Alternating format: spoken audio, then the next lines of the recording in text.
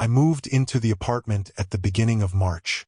It wasn't anything special, just a one-bedroom on the 5th floor of a quiet building in the older part of town. The rent was cheap, and after everything that had happened over the past year, I wasn't in the mood to be picky. I needed a place to be alone, to think, and maybe rebuild a bit of the life that had come apart at the seams. The building itself had this tired, faded charm. The kind of place where the elevators groaned when you pressed the button and the walls smelled vaguely of dust and cleaning supplies. But I didn't mind that. In fact, the stillness suited me. No one bothered me. The hallways were silent. The neighbors kept to themselves, and for the first few days, it felt like I had moved into a pocket of forgotten space. Something quiet and suspended, like time didn't flow the same way here. It was only after a week or so that I noticed something odd. There was an apartment directly across the hall from mine, 5B. The door was always shut. Not locked, not ajar, just closed. At first, I thought nothing of it. People value privacy. Maybe they worked nights. Maybe they were old. I don't know. But as the days passed, I started to realize I'd never seen anyone go in or out of that unit. Not once. No packages. No deliveries. No sounds. No movement behind the frosted peephole in the door. Still, I brushed it off. People live quiet lives. Maybe it was empty, but I couldn't shake the feeling that someone did live there, and that they were trying very hard not to be noticed. One night, around 2:30 a.m., I woke up to get a glass of water. As I walked past my front door toward the kitchen, I paused. There was light spilling in through the crack beneath the door. Not from the hallway lights, which were dim and motion sensor-based, but a pale, flickering light like a television or an old lamp. It was coming from directly across the hall. The next morning, I opened my door and looked across. 5B's door was shut. No light, no sound. But now I was paying attention. I noticed things like how the doormat was never out of place, never dirty, or how the dust on the peephole never seemed to shift, as if no one on the inside had looked through it in years.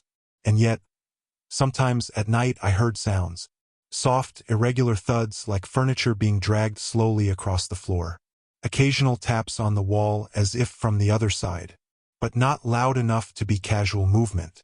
These were intentional, almost cautious, like someone didn't want to be heard, but had to move anyway. I tried to ignore it. I tried to tell myself it was just plumbing, or my brain playing tricks on me in this quiet, forgotten building. But deep down, I already knew the truth. Something was wrong with 5B, and whatever it was still there. After that night with the flickering light, I started noticing more details, things I couldn't ignore anymore. It began with the newspaper. One morning, on my way to work, I passed by 5B and saw a folded newspaper tucked between the door handle and the frame. It looked old. Not just a day or two, but yellowing, curled at the edges, as if no one had touched it in weeks. It was dated from over a month before I'd even moved in. I stood there for a moment, staring at it, wondering why the building management hadn't cleaned it up, wondering why no one had reported it. Then I realized something more unsettling. There was no name on the mailbox for 5B downstairs, just a blank slot, like it belonged to no one. That's when I asked the maintenance guy about it. He was an older man, always carrying a ring of keys that jingled like wind chimes. I casually mentioned the newspaper and asked if 5B was occupied.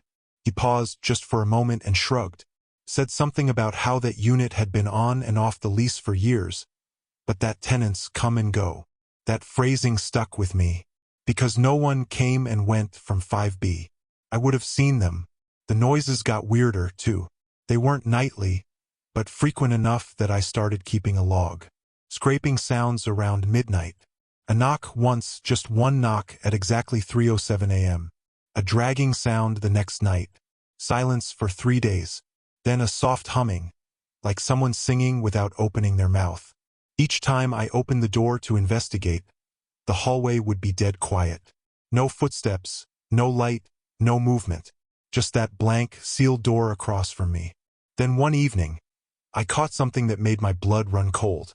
I had just gotten home, set my keys down, and walked back to lock the door. Just habit.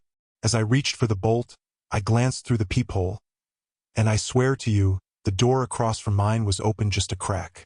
Not wide, not obvious, just slightly ajar, enough that you could see darkness spilling out. Not light darkness. Like the hallway beyond it was somehow darker than the one we stood in. I stood there, frozen, watching, and then, without a sound, the door shut. Not slammed, not creaked, just silently, slowly, closed. I didn't sleep that night. The next morning, the door was fully shut again. No sign of it ever being open. No one in the hallway, no footprints on the dusty floor near the frame. That's when I started asking around. Subtly, casually. I brought up the unit in conversation with a woman 2 floors down who'd been in the building for years. She looked at me like I'd asked about someone long dead. "I thought that place was sealed," she said, almost whispering. "Didn't they?" She trailed off and then changed the subject.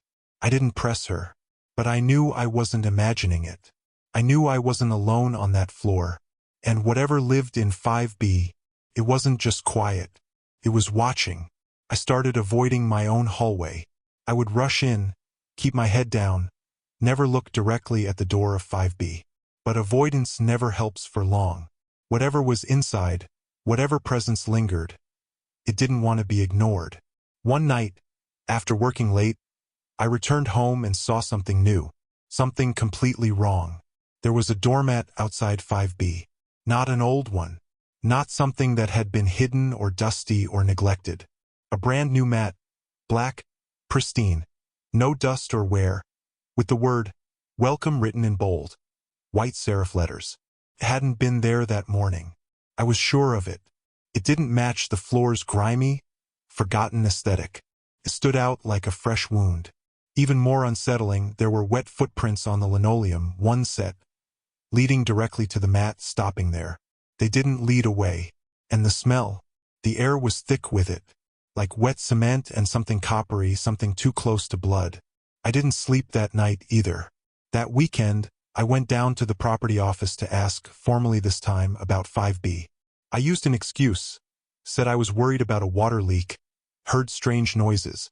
The woman at the desk frowned. She typed something into her system, stared at the screen a little too long, then said, "5B is not currently occupied." I asked how long it had been vacant. She didn't look at me when she replied, just said, "That unit's been sealed since the incident." I asked what incident. She said she couldn't say more for legal reasons. Legal reasons? That night I checked the county records. I don't know what I expected to find. Maybe a domestic dispute, a structural issue. But the police blotter from 3 years ago mentioned something far worse. There was a report of a missing person. A man who had been living in 5B. The strange part? He was never seen leaving the apartment. He was there one night and the next day gone. No forced entry. No trace of him anywhere in the building or outside. The neighbors reported strange smells and knocking in the days prior. The case was quietly closed a year later. No resolution, just a disappearance swallowed by paperwork. But there was something else. A maintenance note, buried in the report, said the apartment had no working interior locks. As if the inside of 5B had no way to keep anyone out or in. After reading that, I made a decision. I placed masking tape across the bottom edge of 5B's door. A thin strip, barely visible. Just to see. Just to know if that door ever moved again. It was gone the next morning. No wind draft could have removed it. The tape was placed clean and tight, flat against the frame. But now it was gone. Not torn, not hanging, just gone. Something inside 5B had noticed me. And now I couldn't pretend anymore. The door wasn't sealed. It never had been. After the masking tape disappeared, I stopped trying to convince myself this was nothing. It wasn't nothing. It was something ancient, something aware. And worse, it was paying attention to me. I set up a camera, just my old phone, facing the hallway, propped on a shelf I rarely used. I didn't tell anyone. I didn't even speak while setting it up. Just hit record, plugged it in, and left it running overnight. The next morning I checked the footage.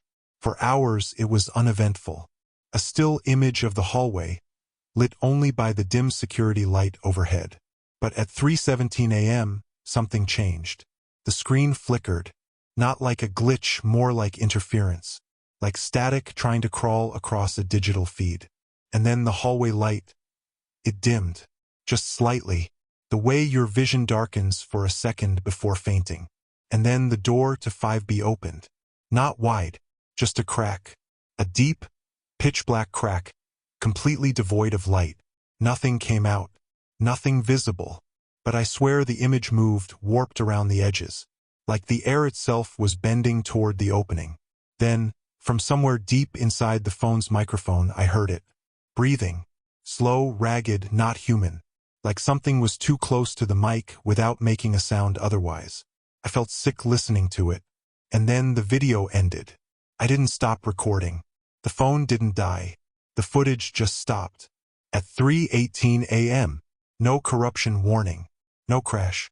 Just a perfect cut, like someone had edited the file with precision. When I tried to upload it to my laptop, the file wouldn't transfer. The moment I clicked on it, the screen froze, not just the window, the entire system. I had to force a shutdown. When the computer rebooted, the file was gone. Not in the recycle bin. Not in temp folders. Just erased. I went back into the hallway.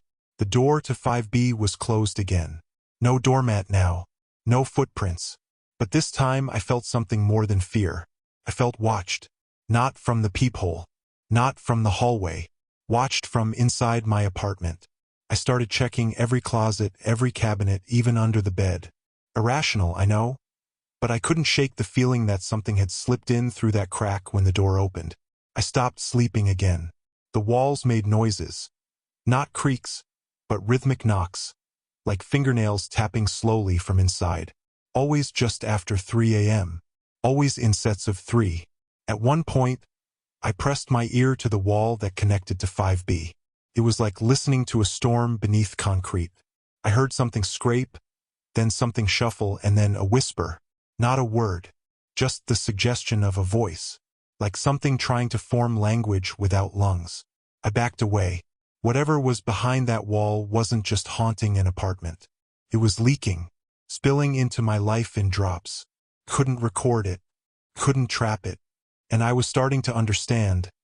I was never supposed to notice it in the first place. But now that I was part of it. The building wasn't just old. It was hungry. It happened on a Sunday morning. I woke up groggy, disoriented, and for a brief moment, peaceful. That kind of empty peace that feels like forgetting. But it didn't last. My front door was open. Not wide. Not enough for a burglar. Just enough to make it unclear whether I'd forgotten to lock it or someone had been inside. I checked everything. Nothing was missing. But that didn't comfort me. On my kitchen counter, in front of the coffee pot I never used, was a note. It wasn't handwritten. It looked printed. On cheap white paper. No envelope. No signature. Just 4 words. All uppercase. The door is open. That was it. No context. No threats. But it hit me harder than if it had been a knife through the wall. I didn't know if it was a warning or an announcement. But I knew what door it meant. 5B. I didn't call anyone. What would I say? There's a door that shouldn't be there and a note that knows I'm watching it? I'd be committed. Instead, I taped the note to my fridge and left it there like a scar. That day, I walked by 5B 5 different times. Each time, I stopped. Just stood there, staring at the peeling number on the door, like it would blink first. I never touched the doorknob. But I started noticing something new. The floor outside 5B had a smell now. Like wet soil and rusted pipes. Faint. Just enough to hit you when you passed it. A smell that didn't belong in a hallway. It got worse every day. By Thursday, the smell was heavy, like copper and mold, and the wall next to the door felt warm. Not just warmer than the rest of the building. Alive warm, like something behind it had a pulse. I started dreaming again, except they didn't feel like dreams. They felt like memories I didn't remember having. A hallway flooded with shadows. Hands brushing against mine in the dark. Eyes not glowing, not red, just present. In the blackness, watching me. Then Friday came. I found another note. This one was under my pillow. No one had a key. I checked every lock, every camera. Nothing showed anyone coming or going. The note just said, "You are ready." Ready for what? To open the door? To walk through? To never come back? Couldn't sleep that night. Every creak felt like a message. Every second of silence felt loaded, like the air was waiting for a decision I hadn't made. At 3:13 a.m., I stood in front of 5B, not shaking, not screaming, just numb. The kind of numb you feel after you stop pretending you're safe. I put my hand on the knob, and I swear I didn't turn it. Turned on its own. When the door to 5B opened, there was no hallway, no light, no smell of dust or furniture or age. There was a void. Not empty, just wrong. The air inside felt heavier than anything I'd breathed before, like every breath cost me something. Still, I stepped inside. It didn't feel like walking into a room. Felt like sinking. The floor was solid, but I couldn't see it. No walls, no ceiling. Just a dim, endless space. And in the center of it, at least what I thought was the center, stood a chair. A chair facing away from me. I should have turned back. Any rational person would have. But by then, reason had given up on me. It was like I was being pulled forward. Like something in the room had decided I needed to see what was in that chair. So I walked toward it.